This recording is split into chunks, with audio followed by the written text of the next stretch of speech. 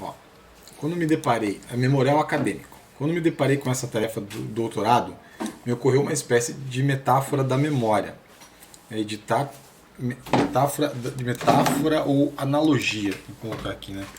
Ou analogia da memória. Peraí, deixa eu arrumar isso aqui. Analogia da memória com o cinema. Editar pensamentos, recortar planos de ideias, montar uma visualização de uma carreira ou talvez da vida. Não pretendo explorar essa metáfora tecnicamente, não tenho qualificação para isso. Apenas menciono para insinuar um caminho de meu trabalho. Ao falar de memória, algumas das questões cerne da filosofia ou da epistemologia, o que dá no mesmo, pois toda a filosofia mobiliza estruturas conceituais com faces científicas, epistêmicas, ontológicas, estéticas e morais, são colocadas. Pessoalidade, objetividade e mesmo envolvimento, persuasão e etc. Né? Quer dizer, você mesmo contar a tua história talvez seja diferente de alguém escrever tua biografia. Né? Sim. Do ponto de vista axiológico, eu me considero um misto de Rousseau e Nietzsche. Vejam só que mísera mistura. Né? Valorizo a transparência, a sinceridade e não acredito na impessoalidade. Não acredito na impessoalidade. Assim segue o tom desse texto e dessa vida ditado por esses pensamentos, que também podem ser alvo de iconoclastia, outra característica pessoal. Além disso tudo, existe obviamente o risco da pieguice e da irrelevância, e no meu caso talvez até uma pitada de tragicomédia. Afinal, de um ponto de vista pragmático, nem toda a nossa história passada nos é útil. Talvez até menos para os outros, né? E o esquecimento, o corte é essencial. O corte aqui eu falo retomando a metáfora ou a analogia com o cinema ali que eu tentei falar no começo. Se falarmos que toda a nossa história de vida é interessante, também cairemos numa pretensão estúpida e falsa, embora possa variar ao extremo a própria noção do que é interessante. Pode variar de pessoa para pessoa. Né? A memória mesmo parece um filme, dinâmico, vivo, mas um filme. Né? A tarefa, no entanto, parece mais simples se nós simplificamos seu modelo e seguimos um padrão quase psicoterapêutico. Tive aulas de filosofia no terceiro ano do ensino médio, aprendi com a professora Dulce sobre a alegoria da caverna, um contexto de descoberta que envolvia uma educação paroquial e provinciana, além de um impulso de liberdade adolescente. Mas assim como a psicanálise muitas vezes insinua, há, em geral, mais trauma do que sublimação. Há na vida mais trauma do que sublimação, né? Ou do que finais felizes, né?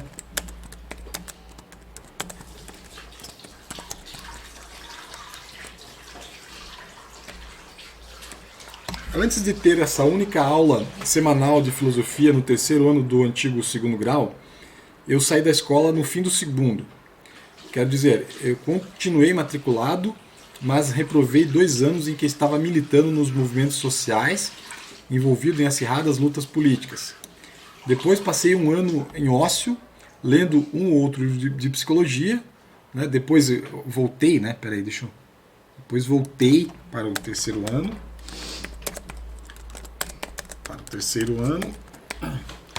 E passei 1 ano em ócio, lendo um ou outro livro de psicologia, e por fim entrei no curso de filosofia da UFPR em 1998. Foram anos extremamente difíceis do ponto de vista material, pois sou oriundo de família de extrema pobreza financeira. Talvez essa condição, associada à minha parca educação livresca, como treinamento intelectual, seja também responsável por parte da minha descrença na educação e, consequentemente, minha rejeição pela atividade livresca e acadêmica. Fiz faculdade passando fome, se é que essa frase explica algo. Mesmo assim, gostei muito, não posso negar. Dentro da filosofia, dizer isso dentro da filosofia parece que me integra a um leviatã intelectual com alguma superioridade intelectual. Um Leviatã não intelectual, um Leviatã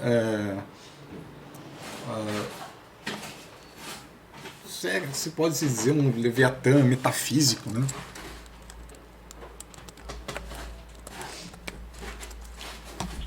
O que para mim é falso, né? Eu não acredito nisso, né? E eu fui e sou muito randômico. Iniciei uma fracassada pesquisa em Hegel, com o interesse de buscar uma compreensão dialética do mundo, que me levaria posteriormente ao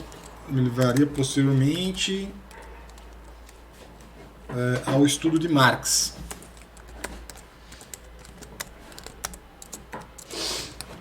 Mas que foi abortado. Projeto que foi abortado.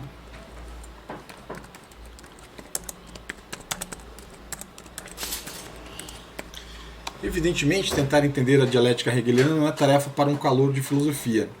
E digo isso não pela barreira acadêmica e elitista da língua alemã, mas porque a própria ancestralidade do pensamento dialético, remontando a Platão e aos pré-socráticos, exigiria muita pesquisa, né? Sem contar toda a tradição medieval, né?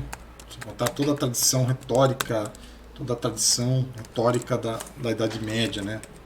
A tradição retórica da Idade Média. Aprendi, porém, uma coisa importante nos 6 meses que estudei Hegel.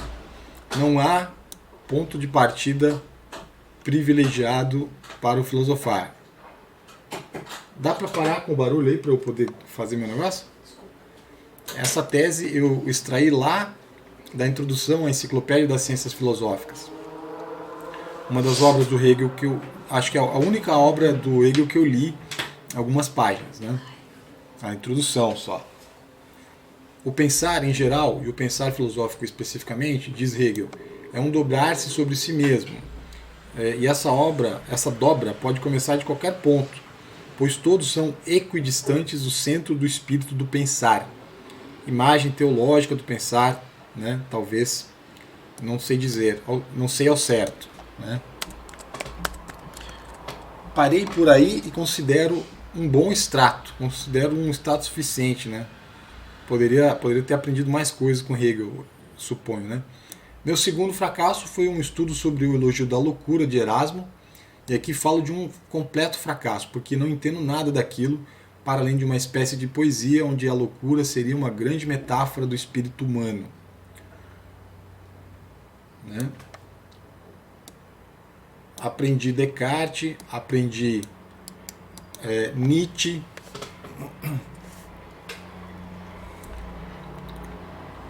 aprendi uma ideia de Heidegger segundo a qual o filosofar é sempre um recomeçar. Não sei a referência dessa ideia. Por fim, meu último fracasso foi estudar um texto do Rousseau para o qual produzi meu TCC. Justamente um texto onde o Rousseau faz uma crítica radical ao academicismo, onde o autor critica o academicismo. Critica o academicismo a partir de um ponto de vista moral, né?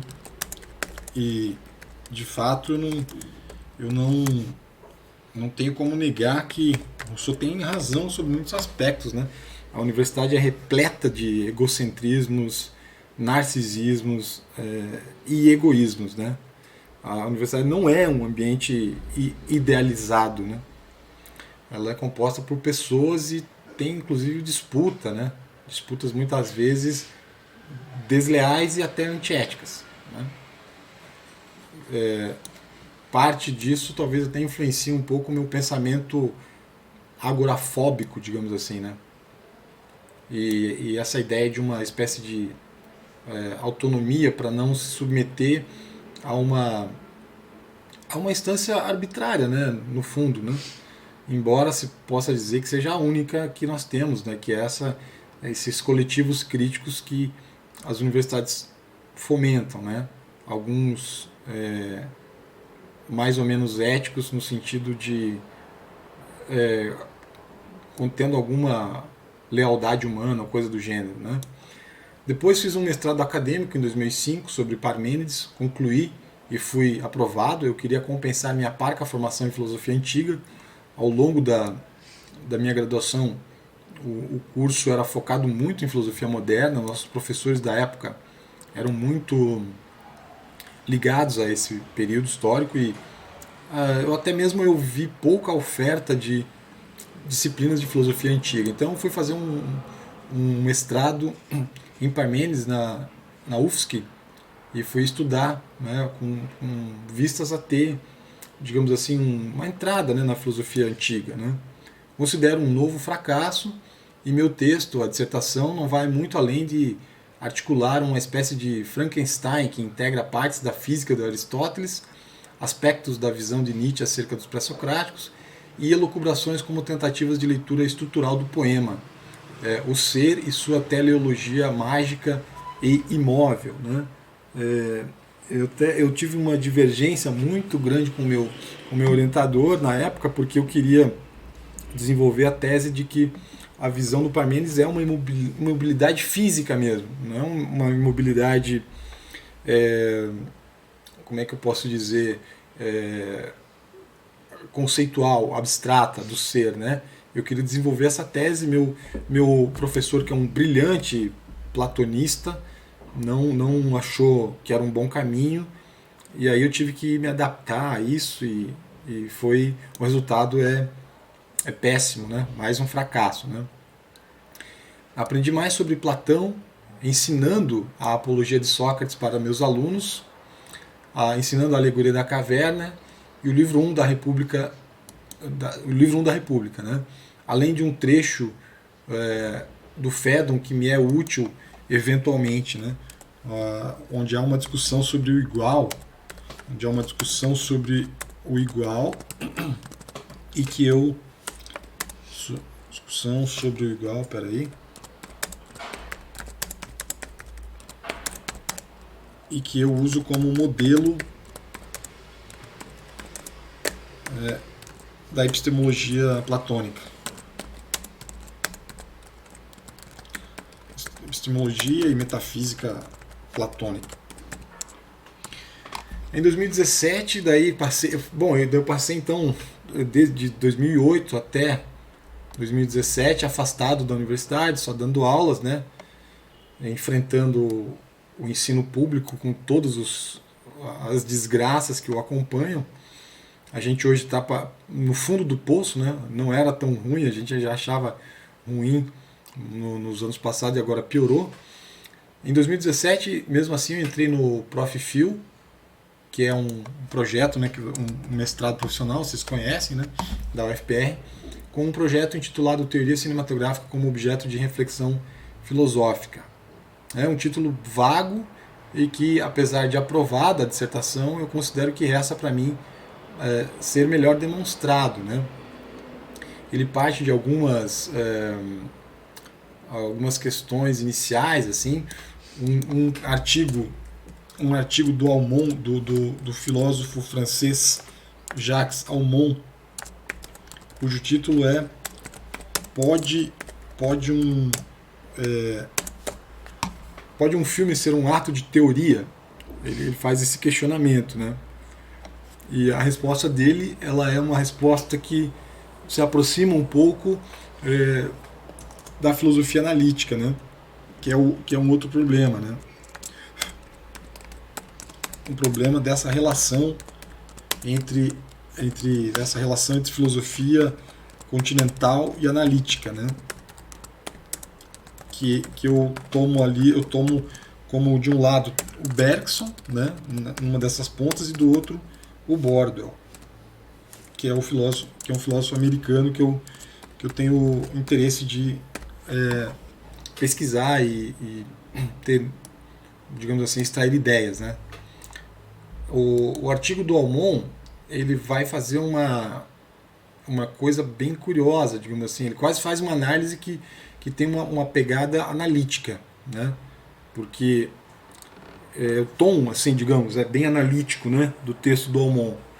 porque ele, embora ele abra essa possibilidade, né, que se aproximaria talvez de uma filosofia deleuziana, né, que é o pensar, essa amplidão do pensar, né, embora isso no Deleuze também seja bem contraditório e obscuro, né, porque o Deleuze fala numa ideia de um pensamento sem imagem, né, e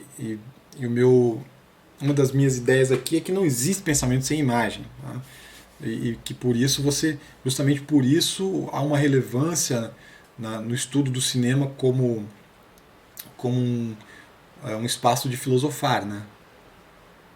Mas isso ainda está meio vago, isso eu vou deixar para explicar melhor depois, né? Em todo caso, o Aumont ele fala que num sentido literal, né? É isso que eu quero dizer que é um tom meio analítico do Aumont. Num sentido literal, não tem como dizer que um filme produz teoria, né? Porque um filme não está ali escrevendo um texto com referências bibliográficas, formatado dentro das normas da BNT, né? Um filme não faz isso, né? Mas eu vou tentar aproximar um pouco isso de uma noção mais aberta acerca do teorizar e do pensar, né? Todo teorizar tem pensamento, né? Talvez nem todo pensamento tenha teorizar, mas eu vou tentar fazer essa aproximação, né? E alguns autores da antiguidade filosófica são espécies de pretextos rápidos para a minha pesquisa, né? Pretextos assim dos quais eu parto sem ter o objetivo de explicá-los aprofundadamente, né? Platão e a alegoria da caverna, que é uma espécie de cinema metafórico, né? Fundamento crítico de uma metafísica que é crítica da imagem como base da própria metafísica ocidental, né? Aristóteles e a retórica das paixões, com sua definição acerca da emotividade do espectador, né? Há toda uma corrente de pesquisa em cinema intitulada espectatorialidade, né? Que faz um estudo sobre isso, né? Como que a obra é recebida pelo espectador, né? Aproxima muito a teoria do cinema e, consequentemente, a filosofia do cinema da psicologia cognitivista, né? E aqui aproxima também, consequentemente, da filosofia analítica, pois a filosofia analítica tem uma ligação direta com a filosofia da mente, né? E a filosofia da mente dialoga muito diretamente com a ciência cognitivista, né?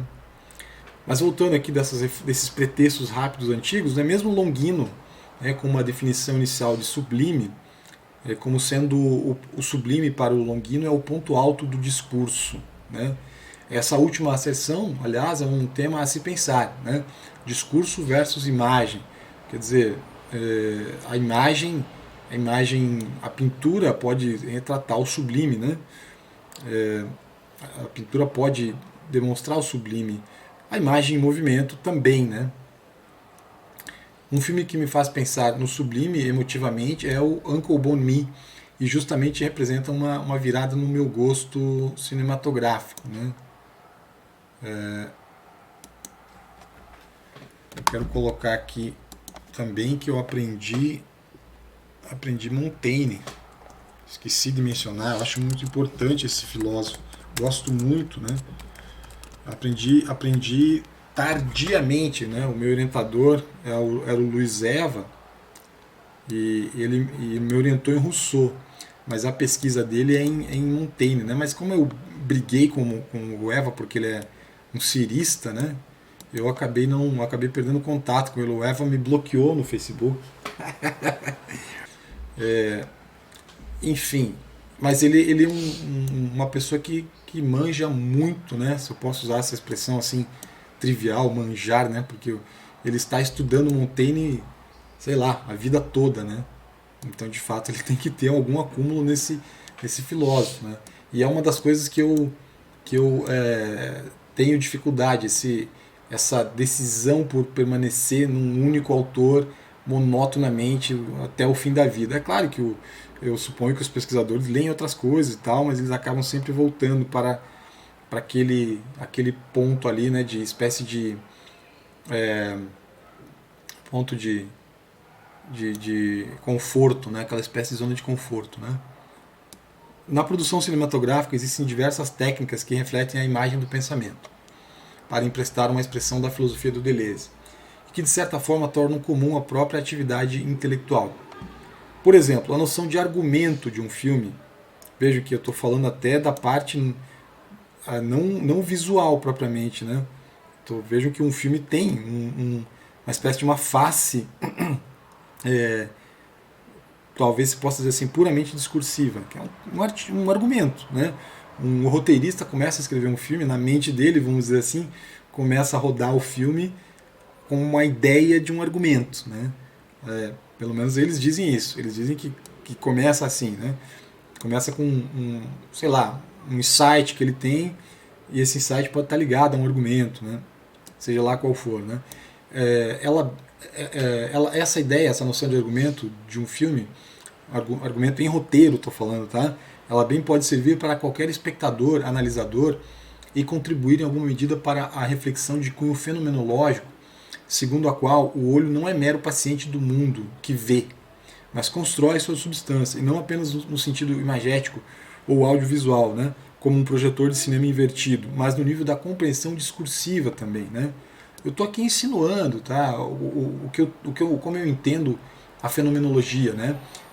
Essa noção de que o olho ele vai pintando, né, o mundo. Não é que você abre o olho e entra de fora para dentro uma imagem, né? Não, você vai completando, né? A psicologia cognitivista até fala sobre isso de forma muito melhor do que eu aqui, eu admito, né? Os filósofos analíticos têm razão quando acusam a obscuridade, né, desse tipo de elucubração. Mas o que importa para mim aqui é colocar o problema, não digamos assim, claro que eu gostaria de ter aqui uma oratória melhor organizada, mas só colocar os termos do problema já é suficiente para o que eu quero aqui, né? Explico, né? Quando um roteirista de um filme escreve o argumento de uma obra, ele propõe certos aspectos centrais, sintética e discursivamente. Pensemos nisso um minuto. Qualquer espectador abordado na saída do cinema pode ser colocado diante da pergunta: o que você mais gostou do filme que você acabou de ver, né? A resposta movimenta uma espécie de engenharia reversa daquele argumento escrito pelo roteirista lá atrás, escondido de todos os holofotes, né? Se esse espectador for focar nisso, porque obviamente ele também pode dizer outras coisas, né? Recentemente alguém me perguntou sobre isso de um filme que eu vi, e eu fiquei em dúvida sobre dizer o que eu mais gostei de um filme. É um filme mediano, mas que eu gostei de várias coisas. Eu gostei de um argumento um pouquinho, gostei dos efeitos visuais um pouquinho, gostei das atuações um pouquinho também, né? Mas se alguém focasse nisso, no argumento de um filme, né, por exemplo, aquele filme Brilho Eterno de uma Mente Sem Lembranças, que consiste, o argumento é de você superar uma separação amorosa dolorosa através de uma medicina que apaga tuas memórias, né, e vai apagar completamente da tua memória uma pessoa. É uma ficção, né?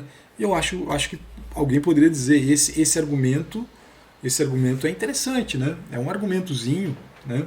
E alguém poderia dizer que essa é a coisa que ela mais gostou do tal filme, né? E dessa forma ele de certa maneira ele vai desmontar como que eu posso dizer, todo o simulacro que a obra, né, real, audiovisual, gravada, filmada, encenada, né, editada e montada propõe, né? De certa forma ele passa por cima de tudo isso e extrai ali um argumento, né, para dizer isso. É possível, né? Assim tomo como uma demonstração empírica singular, né, tomo essa atitude possível de uma pessoa que sai do cinema, né, como uma demonstração singular da afirmação de Althusser, que diz que a teoria do cinema é quase tão antiga quanto o cinema propriamente dito, ainda que nem todo comentarista da Sessão da Tarde tenha propriamente publicado um compêndio acadêmico, né? O Almond também fala isso, né? O Althusser diz isso, né? Que na história da teoria cinematográfica ela é como se fosse paralela, né, ao surgimento da arte cinematográfica, que é uma arte relativamente recente em comparação com todas as outras, né? Mas também as outras têm isso, né? Qualquer um que assistisse uma tragédia grega lá na Atenas de Sócrates poderia sair teorizando nesse sentido, tá, amplo de teorizar, como pensar, conversar, trocar ideias, né? Esse sentido meio montaigniano, né? Tá? Vou até colocar isso aqui no meu texto, né? No sentido montaigniano de exercer um pensamento, né? Exercer um pensar, né? A arte de conversar é uma espécie de ambiente propício, né? Privilegiado para isso, né? Embora não possa não resultar, como eu falei, num artigo publicável na plataforma da CAPES, né? Bom, isso por si só não justifica privilégio algum da arte cinematográfica, né? Eu poderia escolher outra arte qualquer para fazer toda essa elucubração também, mas por algum motivo me parece ser o cinema uma arte mais holística, né? No sentido de ser composta de várias artes, né? Posso dizer no certo sentido, tem pintura, né? Tem teatro, tem música, né? Tem literatura, né? Então, claro, esgarçando bem aqui o conceito de literatura possível de ser retratada num filme, mas como que ela, de alguma medida, ela pode ser colocada assim em paralelo, talvez, né? Quando você adapta um livro para um filme, né? Bom, isso tudo é bem obscuro, né, e entra em choque com muito do que a filosofia analítica propõe, né? Alguns autores do campo da filosofia analítica criticam justamente pelo menos 3 aspectos da filosofia continental e, num certo sentido, alguns aqui que eu alguns pecados que eu acabei de cometer aqui nisso que eu falei para vocês, né? Vamos lá então, né? Eu estou partindo de um artigo publicado por Richard Allen e Murray Smith, intitulado Teoria do Cinema e Filosofia. Tá? Esses 2 caras são representantes desse partido aí na filosofia, né, que é a filosofia analítica. Tá? O recurso à citação de autoridade. Né? Isso é uma coisa que eles acusam como um dos pecados da filosofia continental. Tá? 2. O uso enganoso de exemplos que confunde exemplo e analogia e que pode ser entendida como generalização. Né? Generalizações, né? Isso aqui é uma coisa que eu pratico muito no meu blog, né?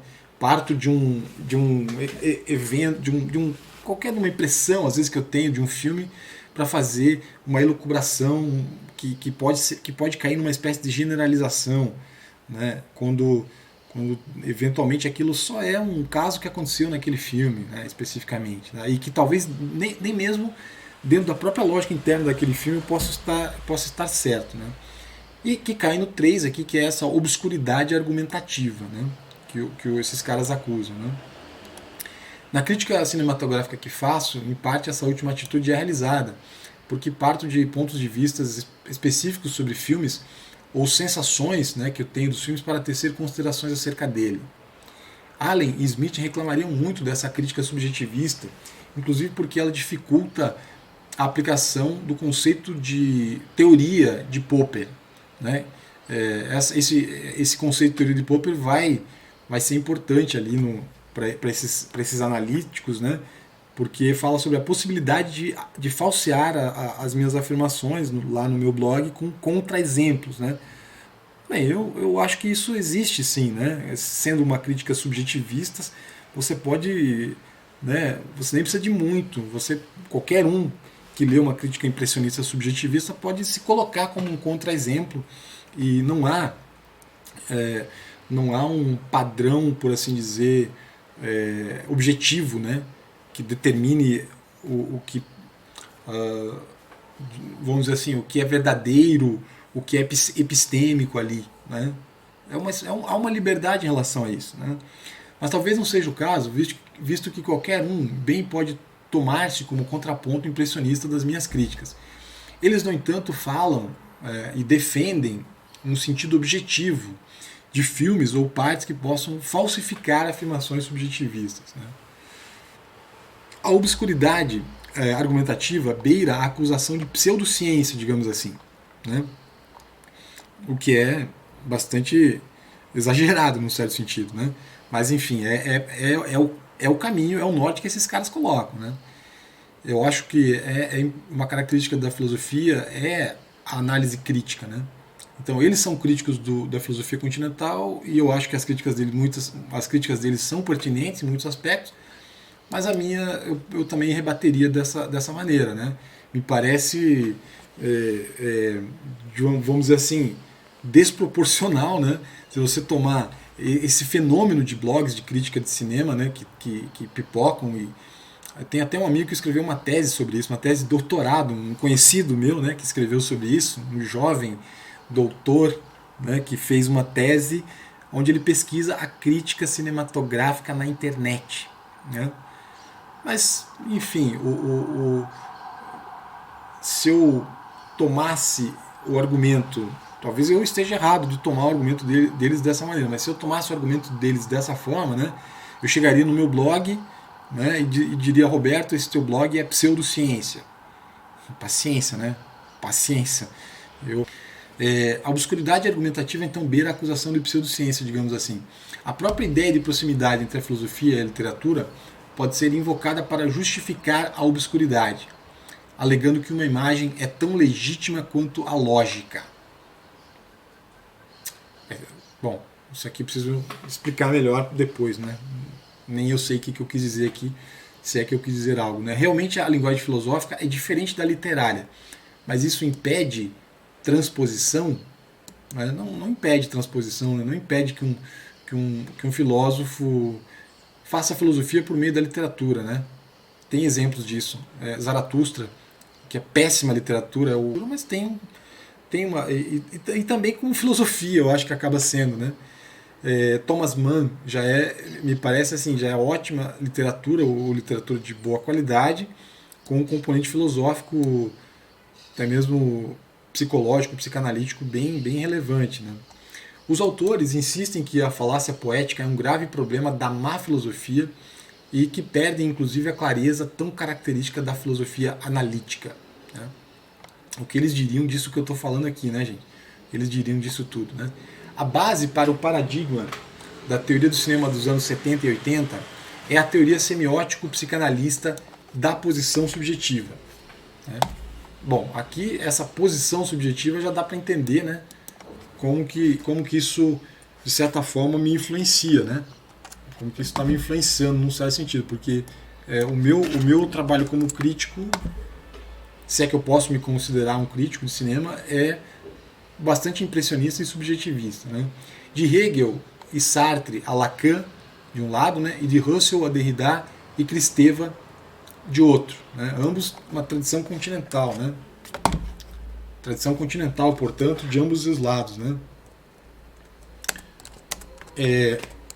Entendem que ambos os lados fazem da filosofia uma função de crítica da epistemologia e da ética capitalista, o que me parece simplificador, mas não completamente errado, né?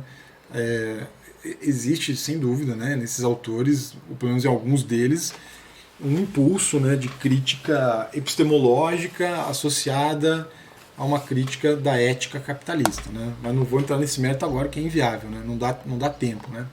Some-se a isso um terceiro pressuposto, segundo o qual a arte cinematográfica possuiria um privilégio de modelo da consciência e, consequentemente, das ideias e do conhecimento.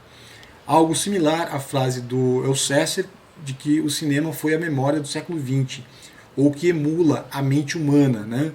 Tese que aparece ao longo da história da teoria cinematográfica e que, inclusive, mencionei de certa forma na introdução desse memorial, com a analogia entre ele e o processo de produção de um filme, né? Bergson vai falar que é um autor que eu não li, né? Eu tenho que ler, eu li muito pouco ainda Bergson, mas ele vai falar de um mecanismo cinematográfico do pensamento, né? Além disso, sobressai a ideia que fascina muitos teóricos de inspiração continental, segundo a qual o cinema teria a capacidade prática de crítica do conhecimento. Crítica essa que os filósofos apenas teorizam, né? Enquanto que nos filmes ela é sei lá, de alguma maneira ela é demonstrada, mas isso nos leva a outros problemas, né, da teoria do conhecimento, que da teoria do cinema, que é o cinema como ilustração, né, de problemas filosóficos, né, que tem uma corrente de autores que alega que o cinema não é mera ilustração de problemas filosóficos, né, ele filosofa, né, isso de certa maneira aparece no Deleuze e aparece em outros autores. Há uma tradição inglesa recente, né, que fala sobre isso, tá? Que defende um pouco essa ideia aí, né? É isso então por hora, né? São as digamos assim, o começo de toda essa ideia de fazer um apanhado geral aí da discussão sobre teoria do cinema e suas relações com a filosofia.